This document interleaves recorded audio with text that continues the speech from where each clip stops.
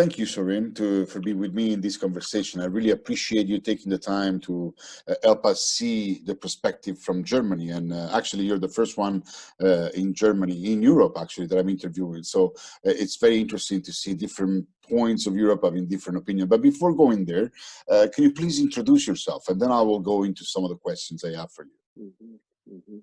Okay, thank you, David. It's nice to hear you and to see you over the new digital technology, which helps us a lot now these days.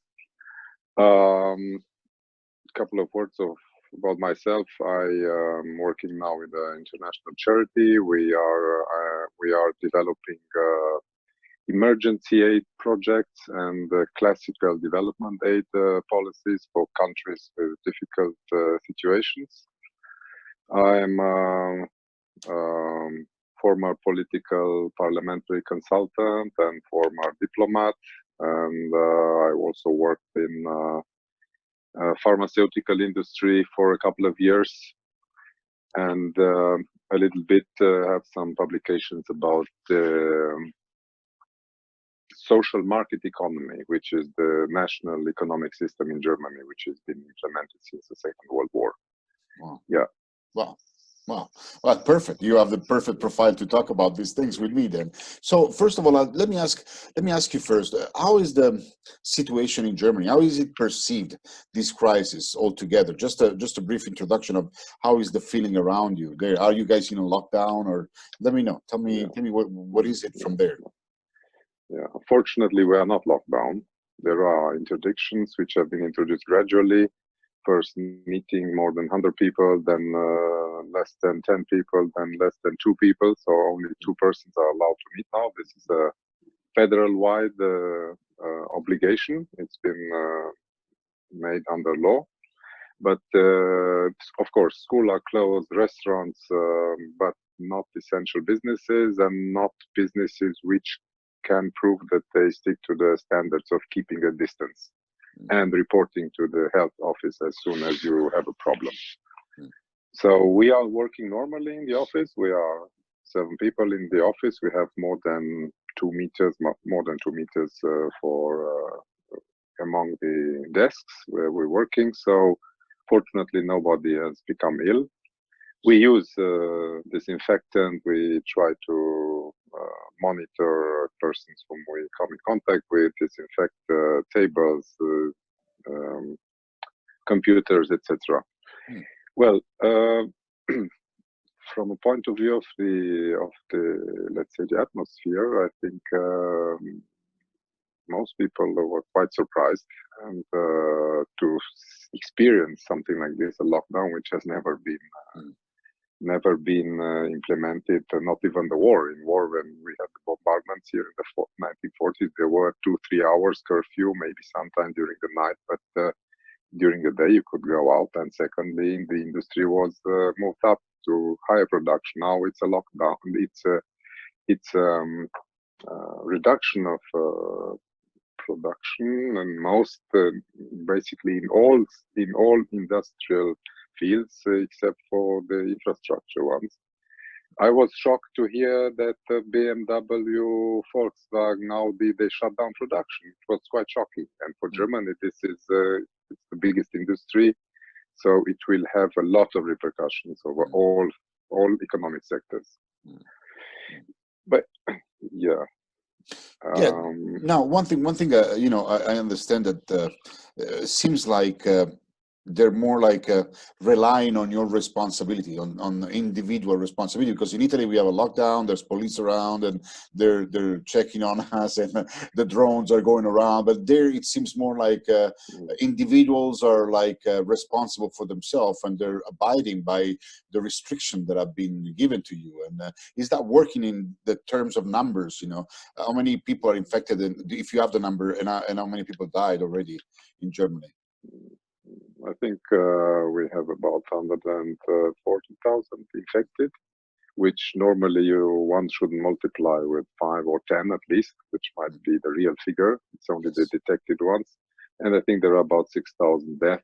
Wow. But, well, somehow it's difficult to say. The statistics is talking about numbers. We had every year flu, we had influenza, we had that, but the statistics which are being published now regarding COVID, they are not put in relation each time to the yearly statistics in previous years. Right. So what the press is talking is not fully relevant. Yeah. It's a hype, but it's not fully relevant. Sorry.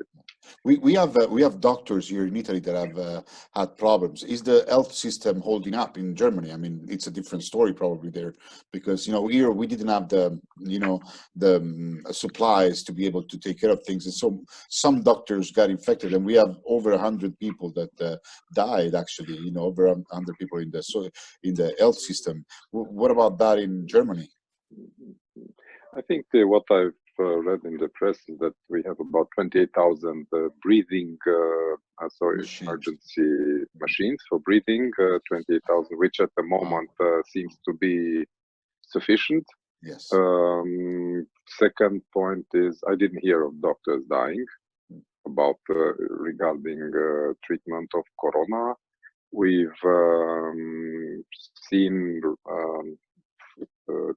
TV footings from many hospitals around the country, and it's not super crowded or something, which seems a threatening situation. So I think the other point to make is that a lot of people, they trust the government. So if Mrs. Merkel said, or the chancellor or prime minister of a land, for example, in Niedersachsen, which is the base of Volkswagen in Wolfsburg, they asked, there was no interdiction, but they asked people from other federal lands, don't come to the seaside for the Easter. So please don't visit your relatives, don't come stay. They didn't say stay at home, but please don't come. We are happy to see you in normal times, but now please don't come. But they didn't forbid it. So it was no enforcement, like with police or threatening human rights. Sometimes these lockdowns can go into the human rights area of each of us. So it's questionable. Yes. I agree. I totally agree. And it seems to me that you said something very important. The people trust the government, and what we find in Italy, there's a lot of difficulty for people to trust the government, and vice versa. So it becomes a little difficult to relate and to trust one another. So I do believe that the trust between government and people, it's a great asset in times of crisis like this. Now, one thing that I want to ask you is like the BMW, Audi, and Volkswagen, they shut down, and probably even tourism is going down, and restaurants is going down. How is the economical side holding up on your side? Well, we've been on the so-called lockdown only 4 weeks now, out of which 1 week was Easter time. So, of course, a lot of the smaller businesses have problems. But there are packages for immediate help, like 9,000 euros for every independent artist, every independent consultant, and there is 15,000 euro for every business up to 10 employees, and 25,000 for any business with more than 10 employees, which you can get, not you can get, but most of them already got it. So it was impressive. It was impressive to see how restaurants, hairdressers, hotels, they could immediately get this help the support to cater for the immediate expenses. Yeah. So from this point of view, I was surprised that it really worked. I asked the restaurant owner, so they didn't want to serve us, and I said, okay, so we are locked down. But I asked them, when the city sent you the email asking you to shut down, did they already send you the application to fill it in to get your turnover reimbursed? They hadn't received it that day, but they received it next week, the week thereafter. So it was impressive, really. Wow. No, it is impressive, and consider that in Italy they're doing 6,000 for the small businesses, but they have said it hasn't gone out yet, and we don't know yet when it's going to go out. So the difference of functionality is quite big, it's quite large, and so here they're thinking about changing things after the coronavirus. Like even restaurants are organizing themselves in a different way, you know, like putting tables more large, and even the schools are organizing themselves in a different way. Is this happening over there also? Are they thinking about doing something that will remain after the crisis as a change? Yeah, it will remain. It will be changed. Yeah, that's the fortunate thing is a cultural issue here, which means the Germans, they anyway like to keep a distance somehow. There's there is a certain distance which comes out of politeness, you know, respect towards the others, and that you don't know the person until you get warm with him or her. You keep a sort of a distance. So this maybe was one of the aspects which helped us to keep the infections rate lower compared to other countries, even neighboring countries like in France or Belgium or Spain. So this was, yes, Spain. So yes, I think we are, from this point of view, we are in a better position than other countries. And the talk now is already of loosening the lockdown, starting with next week, step by step, as far as the sectors which will be adapted and ready to lose, they will have taken the measures, which, yes, they will have to prove that they can implement it. Yeah. Oh, that's very interesting, and thank you, Sorin, for sharing these things, because I believe, you know, I like to get the information from the ground, and you know, we hear things, you know, here and there, but this is very helpful, at least for me, and probably I will try to call you in a couple of weeks to see how things evolve, if you don't mind. But so far, I really thank you for your conversation and for your time, and we'll talk soon. Okay. Thank you. Thank you, David. Take care.